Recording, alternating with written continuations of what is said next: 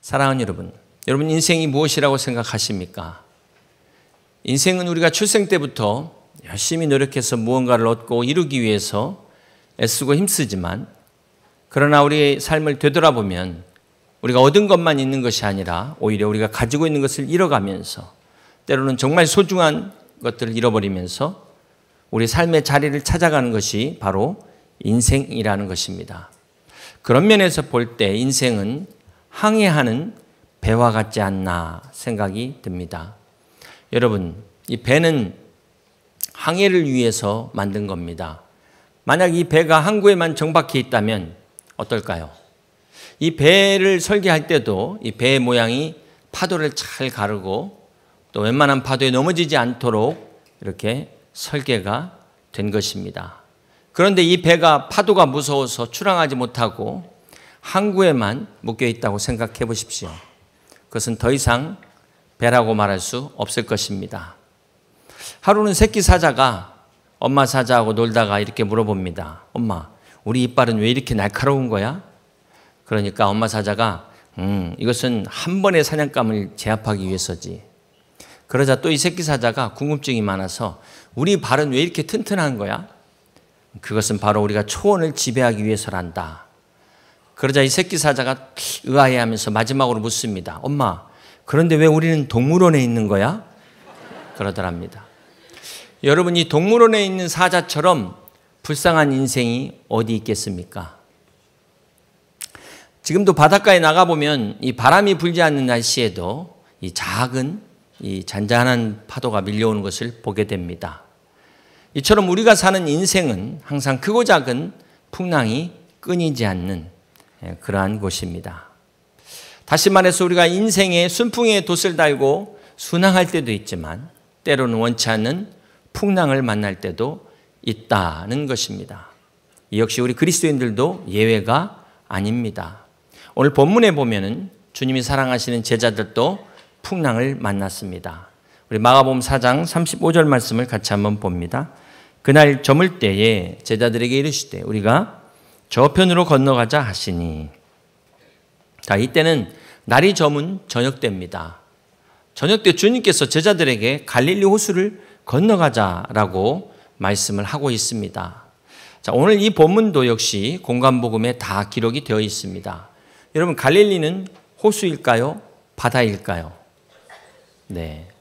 누가복음에 보면은 갈릴리는 호수라고 나와 있는데 마태와 마가복음에는 갈릴리 바다라고 이렇게 기록이 되어 있습니다.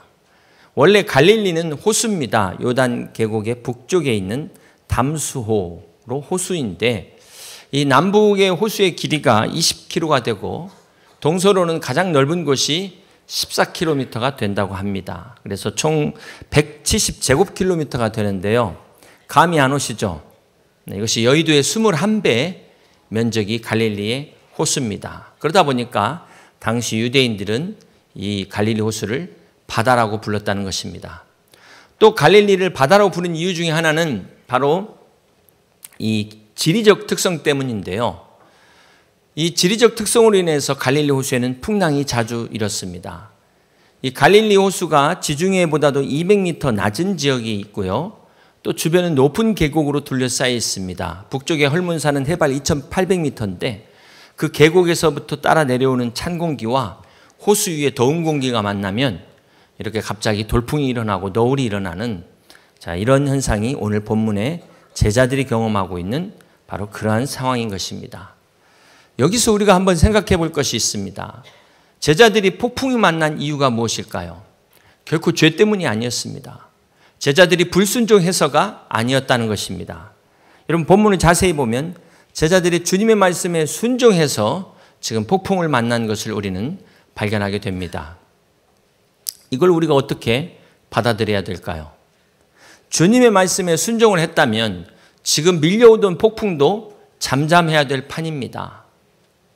그런데 이 주님의 말씀에 순종한 제자들이 지금 폭풍으로 인해서 죽을 위기에 빠진 겁니다. 더군다나 그 배에는 누가 타고 계세요? 예수님이 타고 계십니다. 그렇다면 폭풍이 와도 피해가야 되는 건데 지금 이 폭풍이 몰아치고 있는 이 상황을 우리는 어떻게 이해해야 될까요? 어떻게 설명할 수 있겠습니까? 왜 내가 예수 믿는데 내 인생에 이렇게 고난이 많은가? 이것을 받아들이지 못하고 불평하고 있는 분 계십니까? 사랑하는 성도 여러분, 오늘 우리가 사는 이 세상은 천국이 아니라는 것을 기억해야 됩니다.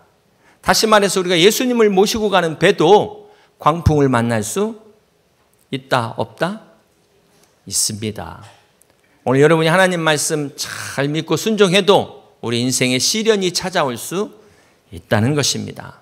그렇기 때문에 오늘 우리는 인생의 풍랑을 만날 때 반드시 기억해야 됩니다. 하나님이 나를 버리신 게 아니라는 거예요. 하나님이 나를 사랑하시지 않아서가 아니라는 것입니다. 하나님이 나를 떠난 게 아니라는 것입니다.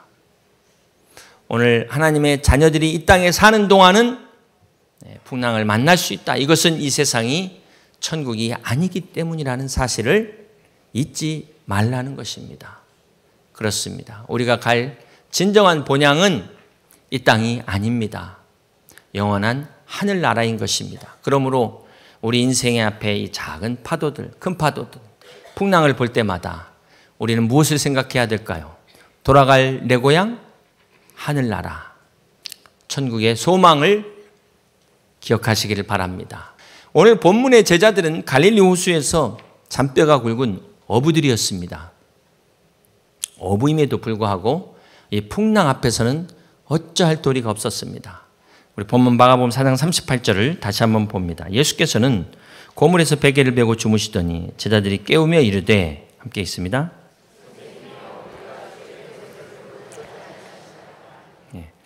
지금 이 어부인 전문가들이 선생님이요, 우리가 죽게 된 것을 돌보지 아니하시나이까.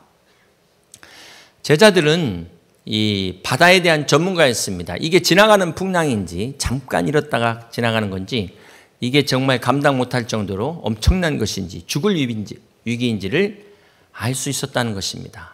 네. 오죽하면 우리가 죽게 되었다. 지금 배 안에 물이 들어와서 침몰의 위기에서 지금 주님을 찾습니다. 그런데 지금 주님이 뭐하고 계세요? 그 와중에 주무시고 계셨다. 요즘같이 좋은 배도 아닙니다. 좋은 배도 그렇죠. 여러분 흔들리면 그 멀미나는 상황에 절대로 그게 잘 수 있는 상황이 아니거든요. 물이 차가지고 지금 파선의 직전인데 주님은 배 뒷자리에서 주무시고 계셨다는 거예요. 정말 어떻게 이런 도저히 잠잘 수 없는 이런 상황 가운데서도 주무실 수 있는, 도대체 이게 뭔가? 이게 바로 주님의 평안이라는 것입니다. 주님이 말씀하는 평안은 이 샬롬, 내적인 평안을 말하는 거예요. 환경이 좋아서 환경이 편해서 편한 거는 그건 안 믿는 사람도 편한 거 다 압니다. 주님이 말씀하신 이 평안이라는 것은 도저히 평안할 수 없는 그 악조건 환경 속에서도 잃어버리지 않는 이 평안함. 이것이 바로 주님이 말씀하시는 평안입니다. 세상이 줄 수 없는 평안입니다. 그래서 요한복음 14장 27절이 말씀을 하고 있습니다. 평안을 너희에게 끼치노니 곧 나의 평안을 너희에게 주노라. 내가 너희에게 주는 것은 세상이 주는 것과 같지 아니하니라. 함께 있습니다. 너희는 마음에 근심하지도 말고 두려워하지도 말라. 그렇습니다. 어떤 환경도 어떤 풍랑도 빼앗을 수 없는 이 주님이 주시는 이 평안, 오늘 이 평안이 여러분 안에 가득하시길 주님의 이름으로 축복합니다. 인생의 폭풍과 풍랑 앞에서 두려워 떠는 여러분 안에 이 주님의 평안이 있어야 돼요. 오늘 건강으로 인하여, 건강의 풍랑으로 인하여 근심하시는 여러분, 가정의 풍랑으로 인하여 정말 좌절하신 여러분, 사업과 직장의 풍랑으로 인하여 낙심하고 있는 여러분에게 오늘 세상이 알 수 없는, 줄 수 없는 하늘의 평안이 여러분 안에 임하시기를, 여러분 가정에 가득하시기를 주님의 이름으로 간절히 축원합니다. 오늘 본문에 풍랑의 위기를 맞아 죽게 된 제자들이 어떻게 구원을 받습니까? 우리 마태복음 8장 25절에 보면 그 제자들이 나와 깨우며 이르되 뭐라고 이야기합니까? 주여 구원하소서, 우리가 죽겠나이다. 자, 누가복음 8장 24절에는 제자들이 나와 깨워 이르되, 함께 있습니다. 주여 주여 우리가 죽겠나이다. 여기서 주여 삼창이 나오지 않았을까? 주여 주여 주여. 겁에 잔뜩 찔린 제자들이 지금 주무시는 예수님을 깨우고 있습니다. 주여, 우리가 죽게 되었나이다. 여러분, 이렇게 바로 부르짖는 것이 바로 기도입니다. 사랑하는 여러분, 중요한 사실은 우리가 어떻게 기도하냐가 중요한 것이 아니라 정말 우리가 이 위기 때 부르짖을 기도의 대상이 있냐는 거예요. 여러분, 위기 때 누구를 찾으십니까? 누구를 부르짖고 계십니까? 사도행전 2장 21절은 말씀합니다. 누구든지 주의 이름을 부르는 자는 구원을 받으리라 말씀하고 있어요. 우리 시편 50편 15절 말씀을 함께 봅니다. 환난 날에 나를 부르라. 내가 너를 건지리니 내가 나를 영화롭게 하리라. 그렇습니다. 우리 인생의 항해 중에 풍랑을 만났을 때 여러분, 도울 힘 없는 방백들을 의지하지 마시고 우리 주님의 이름을 부르시기를 바랍니다. 나니아 연대기의 작가이며 유명한 C.S. 루이스 교수가 옥스퍼드 채플에서 강연을 마치고 나서 한 학생이 질문을 했습니다. 교수님, 정말 신이 존재한다면 이 세상에 이해할 수 없는 이 많은 고통스러운 일들을 어떻게 설명할 수 있겠습니까? 어떻게 이런 일이 있을 수 있습니까? 자, 그러자 이 루이스 교수님은 그 학생의 질문에 이렇게 반문했다고 합니다. 그러지 않아도 교만한 인간이 이 고통마저 없었다면 얼마나 더 교만했겠는가. 그렇습니다. 여러분, 우리가 우리 생각대로 뜻대로 잘 나간다면 과연 하나님을 찾을까요? 이 자리에 몇 분이 계실까요? 그러므로 오늘 우리 인생의 가시는 우리를 겸손하게 만드는 겸손의 도구인 것입니다. 멀리 갈 것도 없이 내 안에 이 가시는 나로 하여금 하나님을 의지하게 하는 축복의 도구라는 것입니다. 그래서 시편 기자가 시편 119편 71절에 이렇게 고백합니다. 고난당한 것이 내게 유익이라. 이로 말미암아 내가 주의 율례들을 배우게 되었다. 이렇게 고백합니다. 결코 고난이 여러분 나쁜 것만은 아니라는 것이죠. 사랑하는 여러분 인생의 풍랑을 만나셨습니까? 여러분의 가정과 사업과 직장이 파손의 위기에 처해 있습니까? 어떻게 하셔야 돼요? 빨리 주님을 찾으세요. 주님을 깨우세요.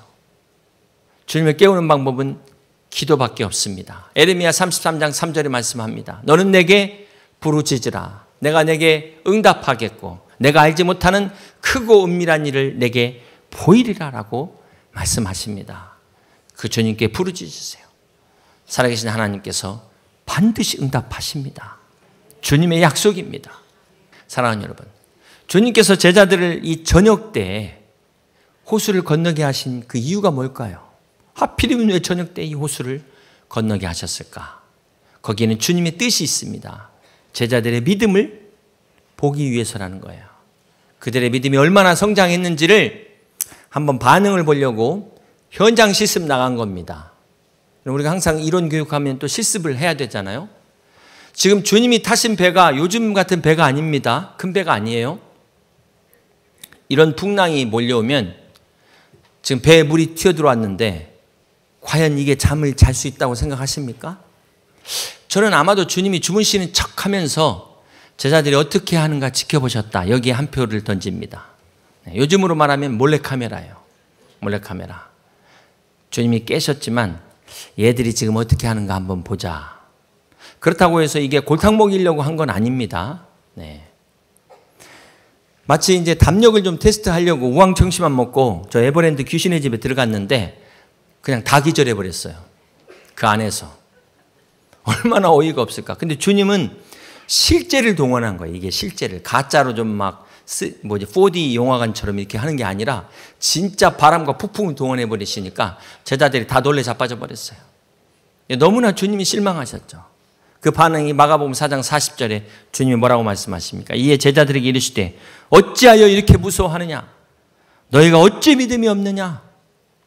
자, 마태복음에서 뭐라고 말씀하셨을까요? 마태복음 8장 26절에 예수께서 이르시되 어찌하여 무서워하느냐? 이 믿음이 작은 자들아. 누가복음 8장 25절에는 뭐라고 말씀하시죠? 함께 있습니다. 제자들에게 이르시되 너희 믿음이 어디 있느냐? 이게 그냥 어디 있습니까? 이게 아니죠?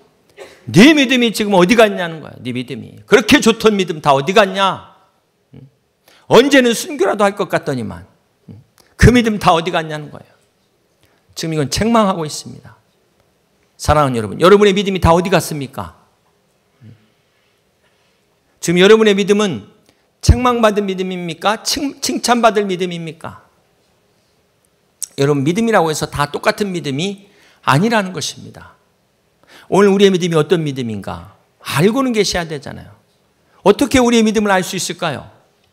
자, 문제는 이게 평상시에는 알 수가 없습니다. 그래서 우리가 항상 이 실력을 테스트하려면 시험을 봐야 되잖아요. 우리는 보통 예배에 잘 나오시면 믿음 있는 사람이라고 생각합니다. 이렇게 주일만 나오지 않고 금요기도에도 나오세요. 그러다 새벽기도까지 나옵니다. 그러면 우리는 이분의 믿음이 믿음 좋다고 생각을 합니다. 물론 예배에 잘 나오시는 분들이 믿음 좋을 확률이 높습니다. 높은 건 사실이에요. 그렇다고 해서 예배 잘 나온다고 해서 믿음이 꼭 좋다 말할 수는 없습니다.